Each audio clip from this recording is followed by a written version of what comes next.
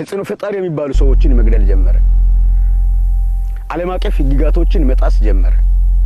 ለምሳሌ በአዲስ አበባ የቦምብ ፍንዳታ የብልጽግና እጅ አለበት። ቦምቡ ከመፈንዳቱ በፊት የነበሩት ምልክቶች አሁን ቪዲዮውን ተከታተሉ። ያኔ የቦምብ ፍንዳታ ቀን ዶክተር አብይ ምን አይነት አክሽን እንደሰጠና ቦምቡ እንዴት እንደተፈነዳ ቪዲዮውን ተከታተሉት ከመጀመሪያ እስከ መጨረሻ። ሁለተኛ ኢንጂነር ስመኘው ተገደለ። ኢንጂነር ስመኘው እኔ አፋር ነኝ። የአፋር ብሔራዊ አብዮታዊ አንድነት ግንባር ወይም አፋር እጉጉሞ ነኝ። ስለማንኛውም ጨቋኝ ኢትዮጵያዊ ጉዳይ ይመለከተኛል። ስለዚህ ኢንጂነር ስመኘው ሲገደል ምን ተፈጠረ? ጠቅላይ ሚኒስትሩ ለጉብኝት ሄደ ተባለ። ባህር ዳር ላይ የአማራ ክልል ፕሬዝዳንት ሲሞት ጉብኝት ሄደ ተባለ። የተለያየ ችግሮች ሲመጡ ኦኬ ኢንጂነር ስመኘው መኪና ውስጥ ነው ተገድሎ የተገኘው። መኪና ውስጥ ሲገደል ሽጉጡ የተገኘው በቀኝ እጁ ላይ ነበር። በራሱ ሽጉጥ ራሱን አጠፋ ነው የተባለው። ሽጉጡ በቀኝ እጁ ላይ ነው የተገኘው። አንድ ሰው በቀኝ እጅ ሽጉጥ ይዞ ከሆነ ራሱን ማጥፋት የሚችለው በቀኝ ጆሮ በኩል መሆን ነበረበት። ሽጉጥ የተገኘው ቀኝ እጁ ላይ ነው። ሰውዬ ላይ ጥይቱ የገባው ግን በዚህ በግራ ጆሮ ገብቶ በዚህ ነበር የወጣው። የሚያቅ ዳኞችም በቦታው የነበሩ ሰዎች ምስክር ናቸው ለዚህ። ቀጠለ የአማራ ክልል በአማራ ክልል ጠቅላይ ሚኒስትር የአማራ ክልል ርዕሰ መስተዳድር እና ጓደኞቹ እሱ ጋር የነበሩት ጓዶች የተገደሉ ጊዜ ጠቅላይ ሚኒስትሩ የት ነበር? መግለጫ የሰጠው ከየት ነው? ቻይና ነው ተባለ።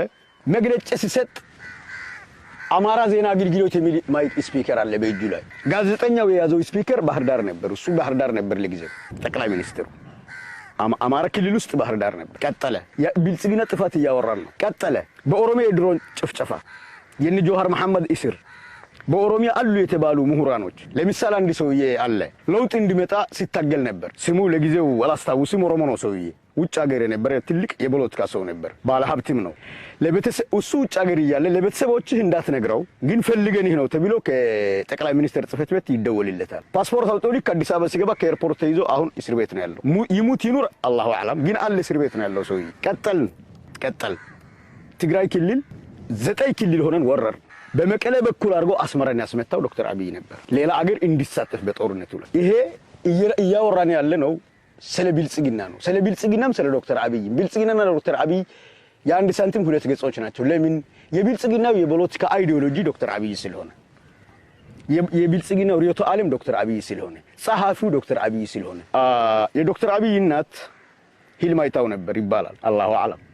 ህልም አይታው ነበር። በህልም እሱ ንጉስ ሆኖ ነው ያየችው። አሁንም እሱ ንጉስ እስከሚሆን ድረስ 110 ሚሊዮን ኢትዮጵያዊ ይለቅ 120 ሚሊዮኑ ቢያልቅም እሱ ንጉስ እስከሚሆን ድረስ የሚቆም አይደለም። ልብ በሉ። ኦኬ በትግራይ ክልል በነበረ ጦርነት የነበሩት አስገድደው መድፈሮች ለምሳሌ ወንጀለኞች እኮ ትግራይ ክልልም አፋር ክልልም አማራ ክልል ሊኖሩ ይችላል። በዓለም አቀፍ ህግ ግን ዓለም አቀፍ ፍርድ ቤት መቅረብ ያለባቸው ሰዎች እዛው ረሸናቸው። እሱ ለምን? ምስጢር ስለሚያውቁ። ሰዎች እኮ ተይዞ መታሰር ነበረባቸው። እነዛ ሰዎች መሞት ካለባቸው አሁን አብይ ቤተ መንግስት ውስጥ ያለው ጌታቸው ረዳ መሞት ነበረበት። እነሱ ሙስሊም መሞት ከነበረባቸው እነ ጌታቸው ረዳ መሞት ነበረባቸው።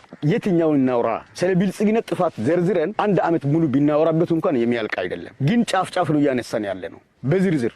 ይህ የኢትዮጵያ ህዝብ ያረስቶ ዛሬ ብልጽግና ለመምረጥ ሽሩ ጉድ ያለ። ሁለተኛ ብልጽግናው አባሎቻችን ናቸው ብሎ የሚያቀርበው የዩኒሴፍ እርዳታ የሚወሰድበት መዝገብ ይዘው ነው። ይህ የአባላቶቻችን ዝርዝር ነው እያለ ያለ። ምርጫ ቦርድ ይሄን እንዴት ሊቀበል ይችላል? እያንዳንዱ ወረዳ ላይ እያንዳንዱ ዞን ላይ ምርጫ ቦርዶች እነማን ናቸው? የብልጽግና አባላቶች ናቸው። እኔ ተቃዋሚ ሁኛ አይደለም። በአንድ ሀገር ውስጥ ዘላቂ የሆነ የዲሞክራሲ ባህል እንዲኖር እያንዳንዱ ኢትዮጵያዊ ማወቅ ያለበት ስለሆነ ነው የሚነግራችሁ። እንቀጥል። በጫካ ፕሮጀክቶች እስኪ ንገሩ። ጨበራ ጮርጮራ፣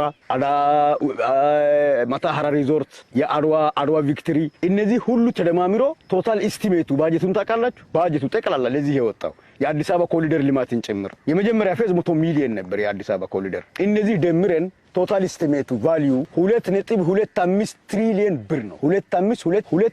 2.25 ትሪሊየን። እሺ ከ11 እና 15 ሚሊዮን ኢትዮጵያዊ ተሰደው እኮ በከንዳ ስር ነው ያለው የተፈናቀለ ማህበረሰብ። አንድ ሰው ጫካ ላይ ፕሮጀክት ይሰራል። አንድ ሰው ህልናችሁ ይሰራል። የማን ህልና ነው ይሄንን እየተቀበለ ያለው? አንድ ሰው ለቤተ መንግስት ይሄን ያክል ወጪ ያወጣል። ያደጉ ሀገሮች ምዕራባውያኑ እንኳን ለቤተ መንግስት የማያወጡትን ወጪ ለአዲስ አበባ ቤተ መንግስት እድሳት እያለ የሚያወጣ ፓርቲ ነው ይሄ። እስኪ ለኢትዮጵያ ህዝብ የተሰራው ልማት የታለ? የጫካ ፕሮጀክቶች እንደሆነ የተባበሩት አረብ ኢማራት ባለ ሀብቶች ንብረት ነው።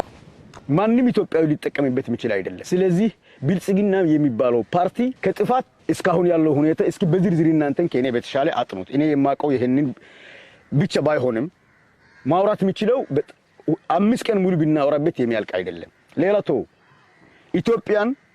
ኢትዮጵያ ባምባ በአጼዎችም ትመራ በህገ መንግስትም ትመራ በሚሊታሪም ትመራ አገረ መንግስት ናት። የኢትዮጵያን አገረ መንግስት የኢትዮጵያን የሉዓላዊነት ጉዳይ ለአንድ ግለሰብ አብይ ለሚባለው ግለሰብ መስጠት አብይ በየቦታው ያቋቋማቸው የአብይ አሻንጉሊቶች እና ለአብይ የኢትዮጵያ ሉዓላዊነት መስጠት አለብን ወይ? ይህ ሚለው ብልጽግና ማለት አብይ ማለት ነው ትርጉሙ። ለምን ሪዮቶ ዓለሙም የፖለቲካ ዓላማም አጀንዳም አብይ ስለሆነ የቀረጸውም አብይ ስለሆነ ተልእኮ የ666 ተልእኮ ነው። ኢሉሚናንት 120 ሚሊዮን ኢትዮጵያዊ ቢያልቅና አብይ ከስልጣን ቢለቅ ቢባል ይለቅ ነው የሚልልህ። እስኪ በደርግ ጦርነት እስኪ የኢትዮጵያ ትላልቅ ከተሞች ላይ ጦርነት